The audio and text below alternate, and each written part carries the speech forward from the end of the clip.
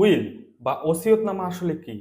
Will একটি ইংরেজি শব্দ আর ওসিয়তনামা হচ্ছে আরবি শব্দ, যার বাংলা পূর্ণ আবিধানিক অর্থ হচ্ছে ইচ্ছেপত্র বা ইচ্ছেনামা।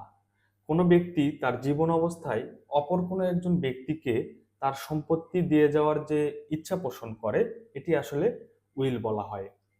কোনো একজন ব্যক্তি অপর কোনো ব্যক্তিকে তার মোট সম্পত্তির সর্বোচ্চ 3/1 সম্পত্তি উইল করতে পারে, এবং এই উইল বা ওসিয়তনামা একমাত্র দলিল যা মুসলিম পারিবারিক আইন অনুযায়ী রেজিস্ট্রেশন করার প্রয়োজন হয় না। এই উইল একজন ব্যক্তি একাধিক ব্যক্তিকে একই জমি উইল করার ইচ্ছা পোষণ করতে পারে, তবে সর্বশেষ যে দলিলটি এটি কার্যকর হবে।